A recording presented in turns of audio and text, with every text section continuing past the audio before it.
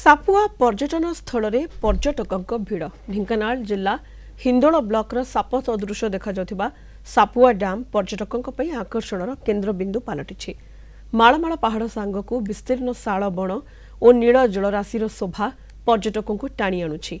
प्राकृतिक परिवेश में बणभोजी कर पर्यटक माने मजा नेउछंती। एही स्थान में पुलिस मुतयन करागले पर्यटक माने सुरक्षित मन करते। भोजी सर बहुत भल होता सर समते खाइले डांस कलु आहरी बहुत किसी आम इन क्रिकेट खेलु डैम भी बहुत सुंदर है। आम स्कूल साथे आईज सापुआ डैम बहुत मजा आए बहुत कुछ भल दोली आम बहुत भोजी के भात खाइलु आम आसिक बहुत मजा करमर भोजी अन्य कार्यक्रम आयोजन रही आम एना सापुआ डैम देखिक आसचु पानीर प्राकृतिक स्वभाव देखिए आम बहुत खुशी होइचु। आगरू तो शुणी किंतु आज ये आसिक आमको बहुत खुशी लगे बहुत दूली ता सहित नेचुराली व्यू भी आमको बहुत आकृष्ट कला। ढेंकानाल जिला हिंदोल उपखंड दंडीरी पंचायत रे सापुआ डैम ई पर्यटन स्थली सते जेमती नुआ वर्ष आसिले पर्यटक मानकु एठाकु टाणी आनी थाए।